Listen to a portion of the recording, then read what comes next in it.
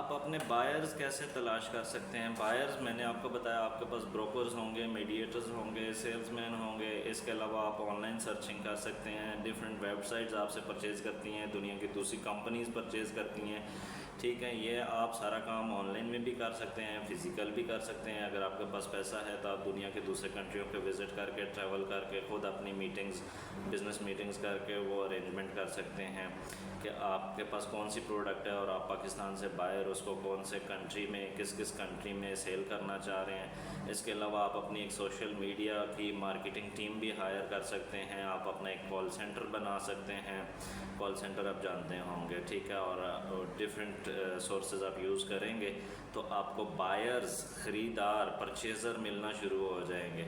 उसके बाद आप इन्हें समझना है, अंडरस्टैंड करना है कि आपने ये एक्सपोर्ट का काम शुरू करना है तो आपके पास ऑफिशियल ऑफिस डॉक्यूमेंट्स क्या हों। अब तक तो आपने अपने आप को as a exporter, as a company owner, manufacturer, product के सेलर के तौर पे रजिस्टर कर लिया, लेकिन अब आपके पास कुछ ऑफिशियल आपके ऑफिस की डॉक्यूमेंटेशन भी होनी चाहिए ना। तो उसमें सबसे पहले आपके पास एक कमर्शियल इनवॉइस होनी चाहिए। आपका लेन देन कैसे हो रहा है ये रिकॉर्ड होना चाहिए।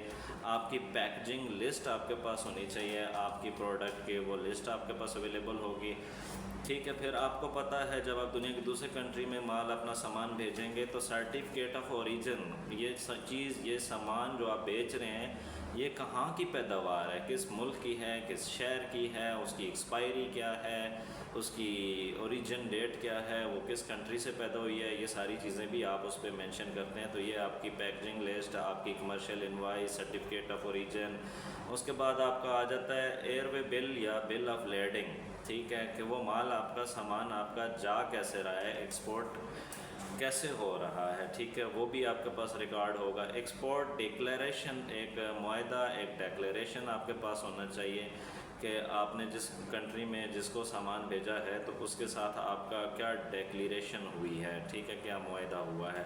अगर ज़रूरत हो तो आप अपना सामान, अपनी कंपनी, अपना सब कुछ इंश्योर भी करवा सकते हैं, और इंश्योरेंस करवानी चाहिए क्योंकि जब माल सामान आप भेजेंगे, बाई एयर भेजेंगे, बाई शिप भेजेंगे, ठीक है, ये आपके ऊपर डिपेंड करता है। बाई एयर महंगा होता है, एक्सपेंसिव होता है, लेकिन फ़ास्ट मेथड है, जल्दी चला जाता है, घंटों में, दिनों में पहुंच जाता है। बाई शिप जो है वो सस्ता है, लेकिन वो महीनों और 2 महीनों और 3-3 महीनों में सामान पहुंचता है। तो ये चीज़ें सारी अगर आप इंश्योर करवा लेते हैं, इंश्योरेंस हो जाती है आपकी कंपनी की, आपके सामान की, तो दैट इज़ वेरी गुड। ठीक है जी।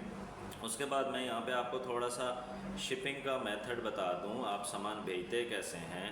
तो सी फ्रेट जो होती है जी, वो दुनिया में शिपिंग कार्गोज़ होते हैं वो ज़्यादा सस्ते होते हैं। ठीक है, इसके अलावा एयर फ्रेट है, वो फास्टर है लेकिन एक्सपेंसिव है, महंगी है। अगर आपको कुछ बचेगा नहीं, प्रॉफिट नहीं आएगा, ज़ाहिर बात है, बिज़नेस होता है मैक्सिमम प्रॉफिट के लिए, तो ये फ़ायदा नहीं होगा आपको। उसके बाद आपकी पेमेंट कैसे आनी है, रिसीविंग कैसे होनी है, फुल बाद में आ रही है, सामान के बाद आ रही है, या आपके साथ साथ आपका एडवांस चल रहा है, बयाना चल रहा है, तो वो भी आपने अपने एक रिकॉर्ड में मेंशन करना होता है। ठीक है जी। उसमें आपका लेटर ऑफ क्रेडिट होता है। जो लोग बिज़नेस अकाउंट्स को जानते हैं, ठीक है, वो उन्हें पता है कि एलसी खुलती है सामान की। ठीक है, एलसी को ओपन करना होता है आपने। उसके बाद आपका बैंक ट्रांसफ़र जो होता है वो टीटी, टेलीग्राफिक ट्रांसफ़र, ठीक है, उसका या आपके पास वो रसीद होगी या वो आपके पास स्क्रीनशॉट्स होंगे। वो डिफरेंट वे में जैसे आप पेमेंट का लेन देन कर रहे हैं वो आपके पास प्रूफ होने चाहिए। ठीक है, और आपने एडवांस पेमेंटें ली हैं तो वो भी मेंशन होगा। अगर आपने आफ्टर डिलीवरी पेमेंट ली है तो वो भी आपके पास रिकॉर्ड होगा। तो ऑफिशियल रिकॉर्ड जो है वो मेंटेन करना वो लाजमी है। आपको एक अकाउंटेंट या सेल्स मैनेजर, ठीक है, ऑडिटर, ऑडिट करने के लिए ये सारी चीज़ें चाहिए होंगी। ठीक है, तो अभी मैं आपको यहाँ पे कुछ आइटम्स बता देता हूँ दोबारा से, जो पाकिस्तान में आप लो कास्ट में या तो मैन्युफैक्चर करके, ख़ुद पैदा करके, बना के बेच सकते हैं, या आप दूसरों से, ख़रीदारों से ख़रीद के आगे उसको रीसेलिंग या बेच सकते हैं। तो मैं यहाँ पे आपको कुछ आइडियाज़ दे देता हूँ। हैंडमेड क्राफ्ट है आपके पास, हैंडमेड क्राफ्ट जो घर में साजो सामान बनते हैं, ठीक है, कपड़े, जूते, ऐसे डिफरेंट अशिया हैं।